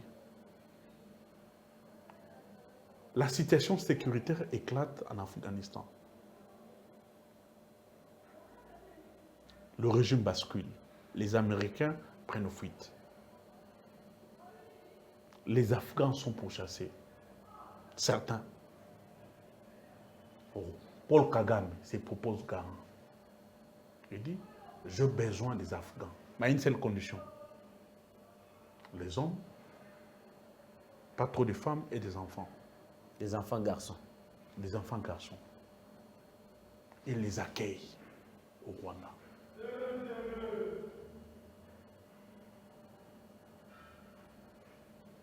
On avance. Il y a ce problème de migration au niveau de l'Europe qui n'arrive pas à trouver une solution. Plusieurs États commencent maintenant à réfléchir comment adapter leurs lois par rapport aux réalités africaines. Parce qu'ils ont compris qu'aujourd'hui, si les gens cherchent à aller en Europe, parce que il y a la vie. Il y a la vie, parce qu'il y a la sérénité, la prospérité sur le plan économique et social, et parce que aussi, beaucoup de dirigeants et beaucoup de multinationales au niveau de l'Europe, de l'Occident, d'une manière générale, ont contribué à la déstabilisation de nos pays. Il y a maintenant une sorte de fuite de capitaux humains vers l'Europe. Alors, d'abord, il faut stopper cette désarticulation, cette déstabilisation de certains pays au niveau de l'Afrique, mais aussi, il faut créer des emplois au niveau de l'Afrique. Alors, Kagame, avec le Rwanda, petit pays, se propose directement au niveau de l'Union européenne. Il dit non, non, non, non, non, non. Je suis prêt à accueillir des immigrés ou des immigrants qui ne sont pas en règle, qui n'ont pas certains statuts au niveau de l'Europe, je peux les héberger chez moi. Mais lui qui est un petit pays. Et là, je crois la Grande-Bretagne qui propose l'offre. Kagame donne le caractéristique des hommes de préférence, de tel âge à tel âge, et la Grande-Bretagne donne même des moyens pour que Kagame construise les centres d'accueil. Et ici au pays, on était floué avec les régimes de l'UDPS. Kagame va au niveau de l'Union africaine. Il dit, je suis prêt à accueillir des immigrants qui sont, je crois, dans le côte libyenne et des pays de l'Est là. Tous ceux qui cherchent à traverser, qui n'ont pas accès à l'Europe, moi je suis capable de les loger, de leur donner du travail. Mais ici, est-ce que l'UDPS et le régime en place s'étaient posé quand même des questions sur Kagame? Comment un petit pays qui n'a pas des espaces pour faire l'agriculture, qui en cherche, qui va même ici jusqu'au Congo-Brazzaville pour chercher des terres afin de développer l'agriculture, mais est-il quand même prêt? Ça, c'était pour nous infiltrer. Hein? Voilà. Pas pour faire non. C'est ce que vous comprenez? Est-ce que l'UDPS comprend? Est-ce que Kabouya comprend? Est-ce que Gilit qui insulte et comprend? Est-ce que Gilles Mounière qui se met à insulter le docteur Moukouam comprend ce que je dis? Comprend ce que toi tu fais comme analyse? Alors, vous ne vous posez pas la question comment un petit pays qui tend la main à la Grande-Bretagne, à l'Europe, qui tend la main à l'État libyen, qui tend la main partout pour chercher des hommes afin de venir habiter chez lui et les nourrir, les héberger, sur quelle terre, mais en même temps, une contradiction gravissime, c'est le même pays, pour développer l'agriculture, va chercher des terres ailleurs. Il fallait comprendre que la notion de l'infiltration, de la déstabilisation, la notion du dépeuplement, ça passe par là. Nous avons des infiltrés. Nous avons des kamikazes, les gens qu'on envoie avec des missions précises, parce que le Rwanda, comme un petit pays, ne peut pas faire habiter tous ces gens-là qui viennent. Très bien, Serge Tchibin, pour cette analyse. Je crois que ça va profiter à ceux qui nous suivent et à ceux qui veulent qu'on analyse toujours en toute liberté les questions d'actualité. Nous sommes une chaîne de la liberté. Merci beaucoup. Dernier virage de cette émission. Vous aimez toujours bien la politique. Le nouveau procureur de la Cour de cassation menace. Il dit exactement ceci. Il plaide pour la révision à la hausse de la peine liée à l'infraction d'offense au chef de l'État. Pour rappel, cette loi a été créée en pleine dictature, vers les années 1963, à l'époque où le Congo, les Zaïre de l'époque, étaient dirigés par le maréchal Mobutu. La loi a été créée pour protéger la personne, l'individu, Joseph Désiré Mobutu. Depuis, cette loi n'a jamais été abrogée, n'a jamais été supprimée pour être clair, même si elle a toujours été combattue par l'IDPS pendant 37 ans à l'opposition. L'IDPS a passé tout son temps à combattre cette loi qui parle d'offense au chef de l'État. À son arrivée au pouvoir en 2019, Félix Tshisekedi n'était pas assez d'accord avec la loi sur l'offense au chef de l'État. Mais la réalité des terrains nous prouve autre chose parce que les procureurs voudraient qu'on revoie la peine à la hausse. Est-ce qu'on est en train de sonner les glas de la répression par rapport à la liberté d'expression qui qualifie parfois de libertinage et qui lui voudrait durcir les tons? Comment réagissez-vous, Jean-Serge Tchibin? Merci beaucoup pour la parole. Premièrement, cette loi de 1963 a été copiée in extenso dans la loi fondamentale de l'époque, la loi coloniale. Parce que le Belge voulait faire peur aux Congolais, entre guillemets nègres à l'époque, faire peur et montrer aux Congolais que quand vous osez critiquer les rois par le fait et geste, par le regard et tout ça, on peut vous arrêter et jeter en prison. Donc cette loi a ces caractéristiques de loi de l'époque coloniale. Mobutu, évidemment, vous avez raison, en 1963, quand on met sur pied cette loi, on fait appel à certains articles et certaines dispositions de la loi fondamentale de l'époque. Mobutu était dictateur, il continue avec le même dérive dictatorial. Nous arrivons au pouvoir. Voilà, très bien. Nous menons le démarche pour la refondation de l'État, pour poser les jalons de l'architecture politique et juridique que nous avons aujourd'hui. Voilà. Tout est fait. Vous organisez les élections? Non seulement l'organisation des élections, nous mettons d'abord les élections en place, mais la loi, les institutions la loi place. Sur l'offense au chef de l'État est restée. Non, nous mettons d'abord les institutions en place, nous mettons les cadres juridiques que nous avons aujourd'hui en place, mais il manque le changement de certaines lois organiques. Pendant 18 ans. Pendant 18 ans, voilà. Nous avons eu à modifier plusieurs lois.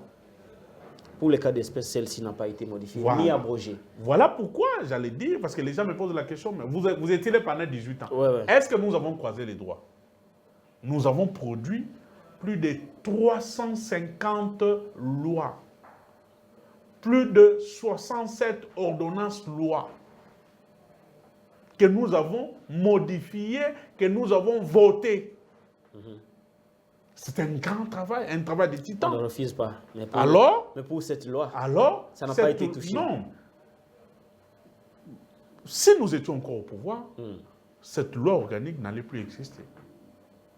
Parce que, d'ailleurs, quand vous lisez cette loi dans son entièreté, elle ne cadre plus avec la Constitution.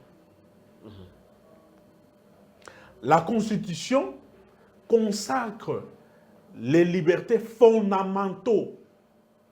Fondamentales, ouais. Les libertés fondamentales, mais aussi des droits fondamentaux. Très bien. Excusez-moi. Voilà. Les droits fondamentaux et les libertés fondamentales qui sont légitimes et liés à l'homme. Cette Constitution consacre des droits politiques et civils. Cette Constitution consacre l'existence de l'opposition. Elle reconnaît l'existence, mais aussi elle fixe l'organisation, les fonctionnements des activités de l'opposition, mais aussi la lutte vers la reconquête du pouvoir dans le cadre de l'opposition. Toutes ces choses-là sont reconnues dans la Constitution, et la Constitution, au niveau de l'article 8, on dit que toutes ces choses-là sont sacrées.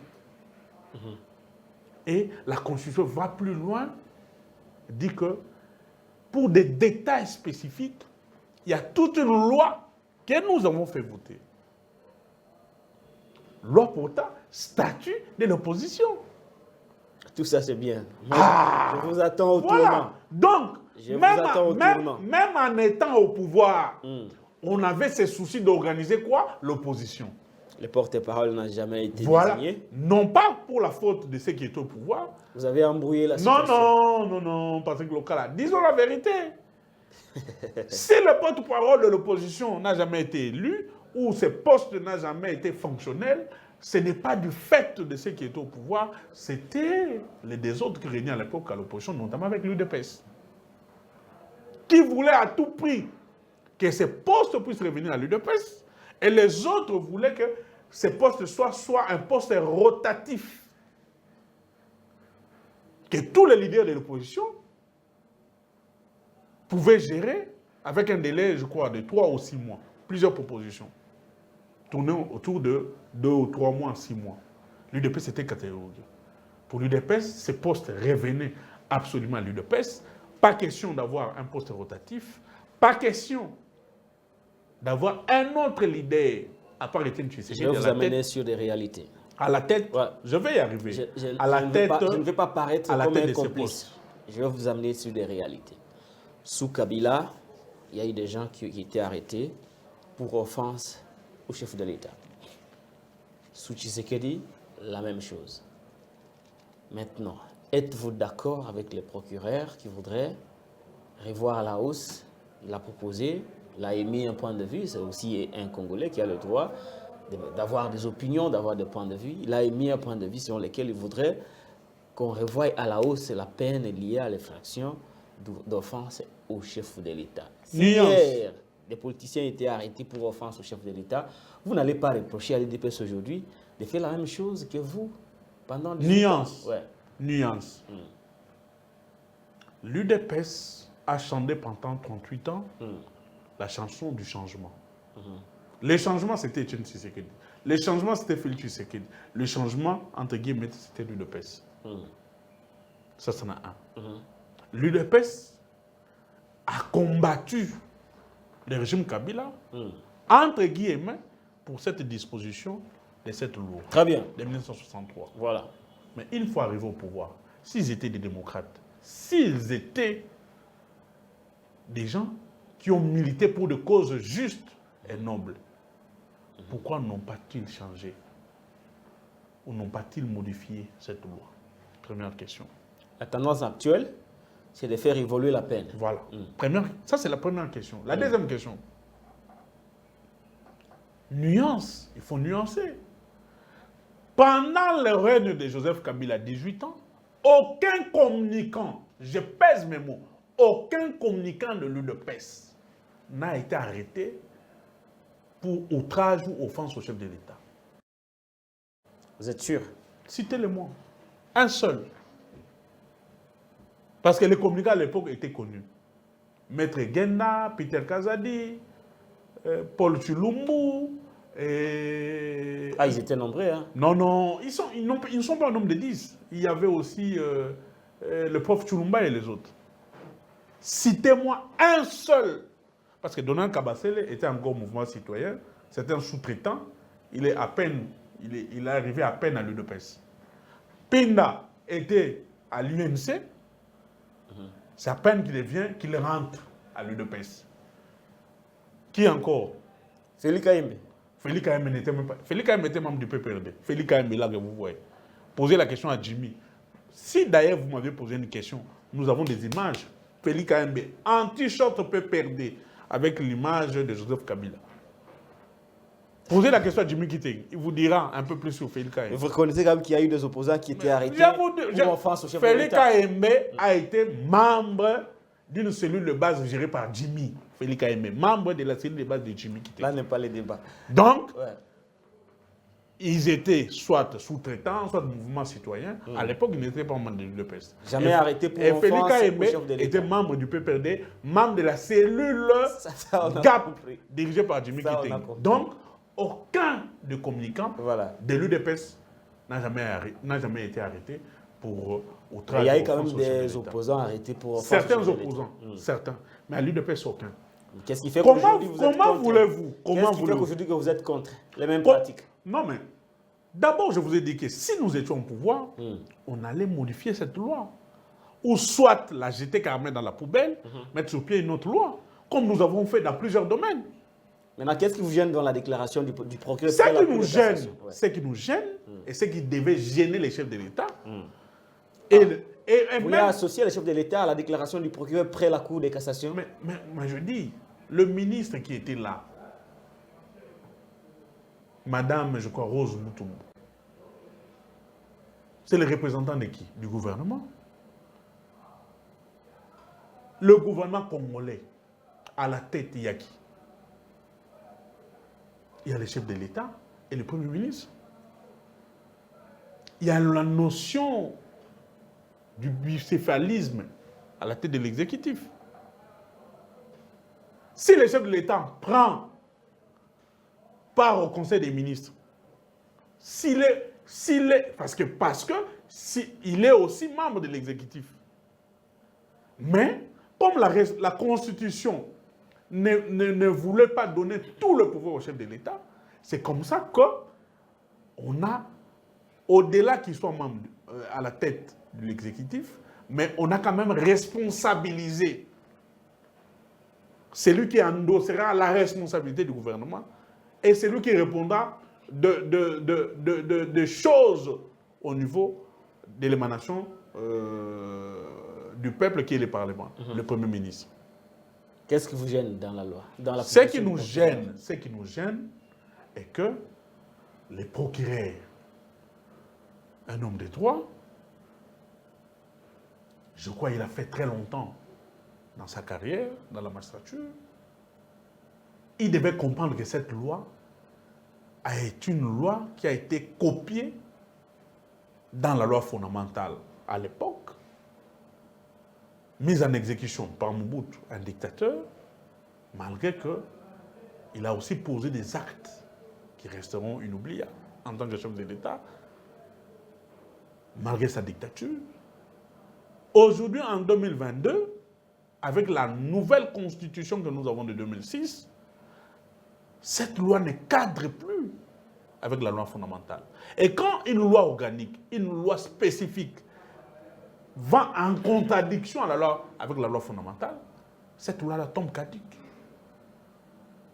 Parce que toutes les lois organiques doivent aller dans le sens d'avoir une certaine harmonie avec la Constitution, et les lois organiques ne peuvent pas aller en désharmonie ou ne peuvent pas aller à l'encontre des dispositions de la Constitution. Il faut que ça soit conforme.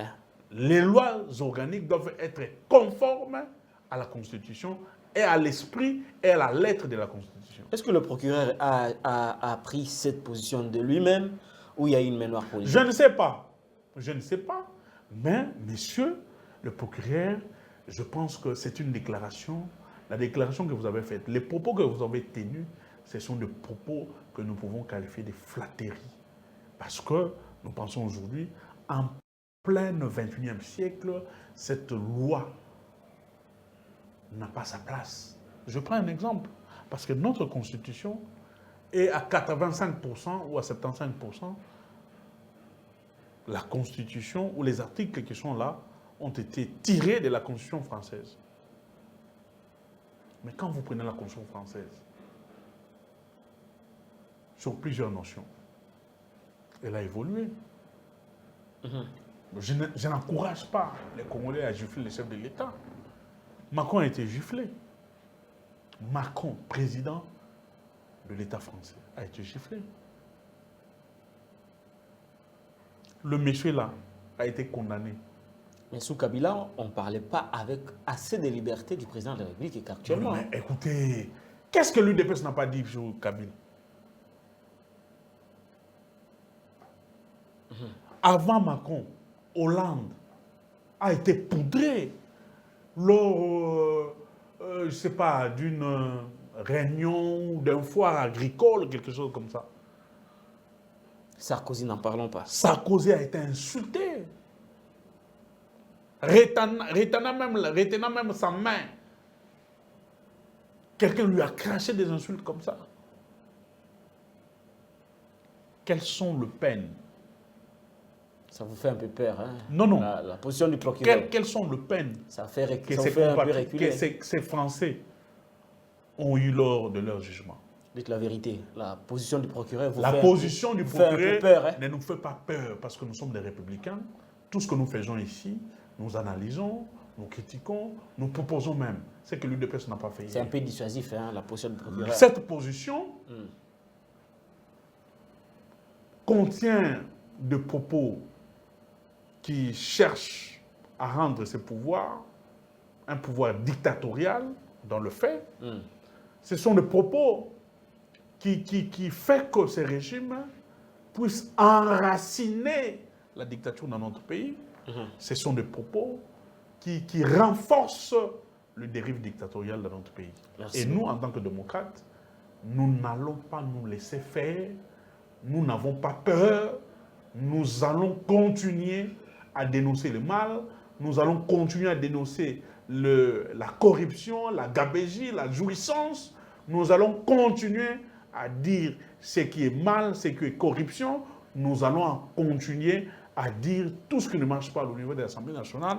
Parce qu'aujourd'hui, on cherche à tout prix faire taire les journalistes qui donnent un autre son de cloche par rapport à ceux qui sont au pouvoir. On cherche à museler l'opposition. Même au niveau de l'Assemblée nationale, regardez l'interpellation de Sesanga Kassekwa. Regardez l'invalidation de notre ancien CG, Henri Bombasakani, Marie-Ange Moussibeko. Ce sont des invalidations, des actes téléguidés dans le seul but de nuire à l'opposition, dans le seul but de faire peur aux leaders de l'opposition, parce que nous allons tomber dans le cadre d'un parti unique qui est l'UDPS, où seuls les gens de l'UDPS ont le droit d'insulter, seuls les gens de l'UDPS ont le droit de parler, seuls les gens de l'UDPS ont le droit de diffamer. Une fois au niveau de la justice, ils sont relâchés. Très bien, on va finir par ceci. On est allé au-delà d'une ère. L'émission était d'une ère, on est allé au-delà d'une ère. Jean-Serge Tchibin, vous étiez face à la caméra. Je suis encore devant la caméra. Vous étiez, je parle du passé, vous étiez face à la caméra de mon confrère Louis-France Kouzi Kessa. Une question sur les écoles vous a été posée, semble-t-il. Vous n'avez pas convaincu. Vous n'avez pas réussi à donner les noms des écoles construites par la Kabylie.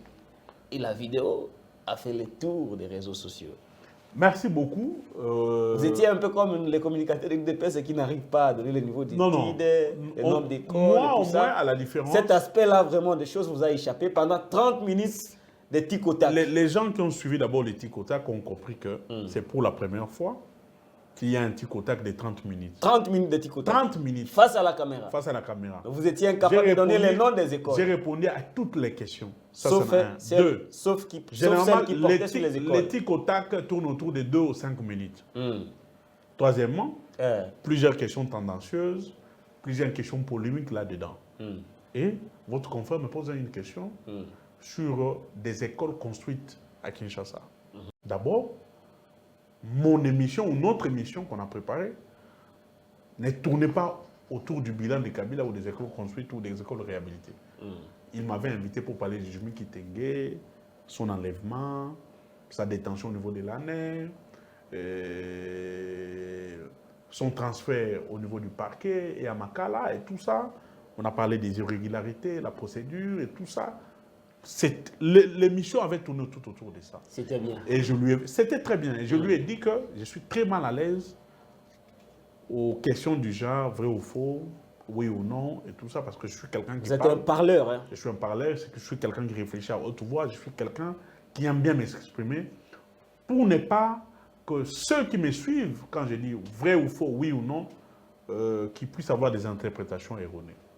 Et du coup, il me pose une question, quelles sont les écoles construites? Après 30 minutes de tic-au-tac. Je lui dis, évidemment, en tête, je n'ai pas des écoles construites, parce que ce n'était pas les questions, les sujets du jour. Les sujets du jour, mais je crois et je confirme, pas je crois, mais je confirme sans peur d'être contredit, que Joseph Kabila a construit des écoles ici, il a réhabilité des écoles à Kinshasa, comme sur toute l'étendue du territoire national. Monsieur Jean-Serge Tubin, face à la caméra. Est-ce qu'on peut dire la biso 4 écoles de renommée et puis éducation ya ba congolais na ba standard au Joseph Kabila Tonga awa na Kinshasa pendant 18 ans. 4. Ici à Kinshasa, je parle des écoles réhabilitées. Kotonga, si je savais, je pouvais t'amener ma liste. Il y a un répertoire. C'est ce que je dis. Non, mais l'école est belle na Kinshasa. L'école na reformulé. L'école oyebi que Yossi Jean-Serge Tubin comme ministre. C'est une œuvre de Joseph Kabila. Aux affaires dans l'école Joseph Kabila Tongi. Bon, 4 na mon ebele 3 kaka. Na kopé cet exemple, institut supérieur. Tu vas dans l'école secondaire, l'université au Kenasuka. C'est ce que je dis. L'école, toutes les écoles, je ne peux pas voir. Mais nous avons, c'est ce que je dis. Il y a des renommées. Des renommées, c'est bon. Il y a bien. Des renommées, comme le roi, moi, de façon. À Kinshasa, nous avons réhabilité plusieurs écoles. Réhabilité, tu construit. Construit, je n'ai pas en tête, mais réhabilité, nous avons réhabilité beaucoup. Non, réhabilité peut être au quota. Je peux citer beaucoup. Donc, construire, je n'ai pas l'idée en tête. Bon, dans un répertoire, il y a des écoles qui sont réhabilitées. Bon, il y a Moko. Moko. École Kabila Tony, Moko à Kinshasa. Il y a bien, il y a Malunga, moi, on a autant. Exali, mais je dois avoir la liste.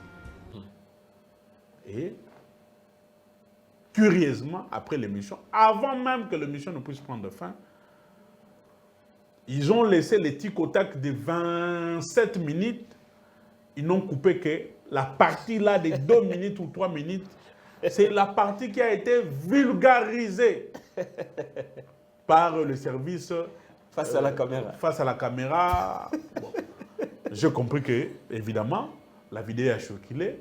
La vidéo m'a été envoyée par plusieurs personnes. J'ai compris que je suis un homme qui est suivi. Vous êtes important. Je suis important. Mais je dis que si la question était à l'ordre du jour... Vous étiez pris au piège, hein? Oui, j'étais pris au piège. Et beaucoup de gens m'ont d'ailleurs conseillé de ne plus prendre part à cette émission. On ne va pas arriver là-bas. Non, beaucoup de gens m'ont conseillé. Je n'ai pas dit que j'ai pris la décision. Non. Mais ça peut arriver dans cette émission.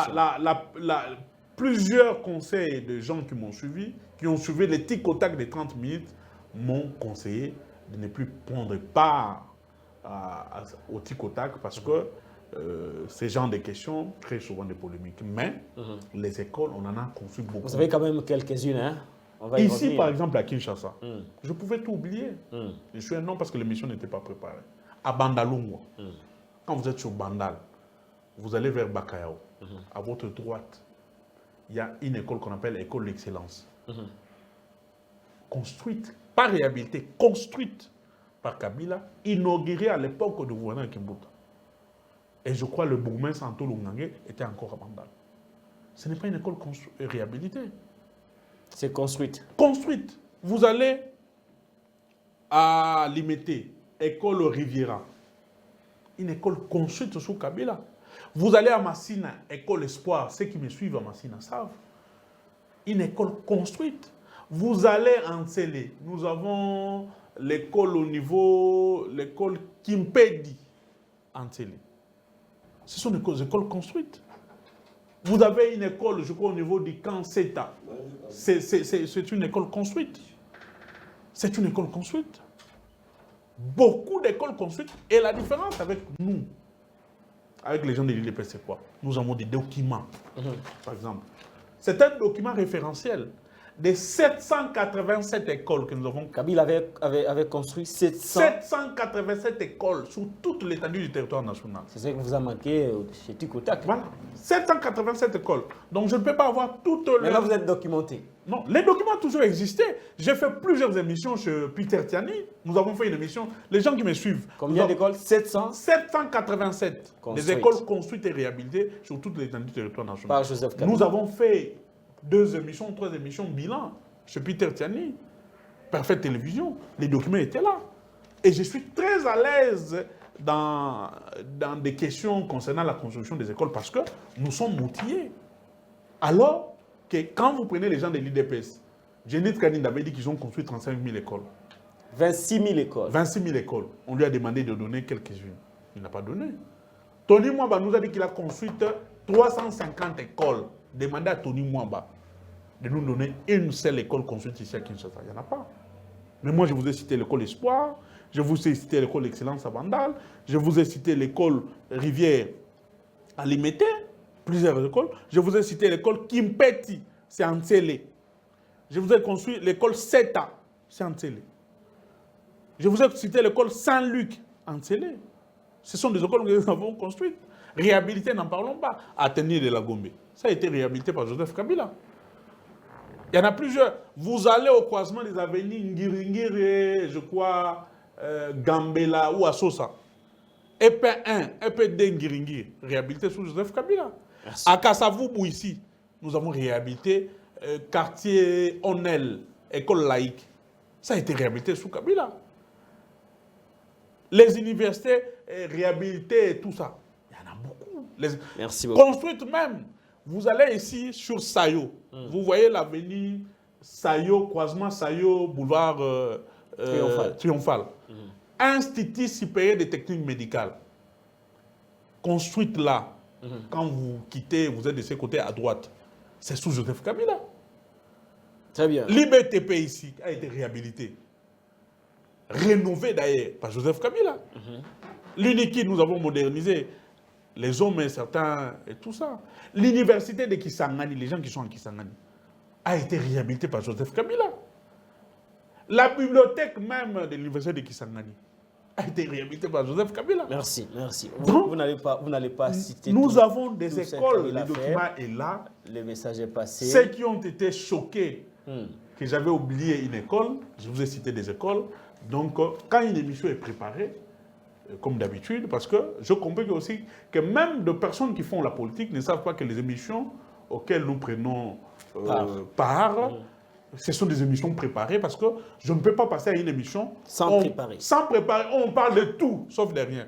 Il y a toujours des thématiques. Si vous me parlez des écoles, je vais me préparer en conséquence, j'amène des éléments appropriés pour parler des écoles. Si vous me parlez des routes, nous avons des documents, parce que nous avons géré 18 ans, nous avons laissé des traces qui sont encore là. Nous avons les nombres de routes que Kabila a laissées en terre battue, des routes asphaltées, des hôpitaux construits et réhabilités, nous en avons. Par exemple, en matière d'hôpitaux, et centres de santé. Nous avons conçu, Kabila a conçu 417 centres de santé, réhabilités construits sur toute l'étendue du territoire national. Dans chaque territoire, nous avons construit l'hôpital du Cinquantenaire, c'est nous. Nous avons modernisé, réhabilité, ici, construit même des pavillons. Merci. À l'hôpital Clinique Ngalema. Merci. On est arrivé à la fin. Jean-Serge Tchibin, gardez votre liste. Le message est passé. Il ne faut pas être fâché avec le confrère. Non, non. Ça arrive. Lui, France, c'est un frère. Voilà. Très bien. Je ne suis pas fâché.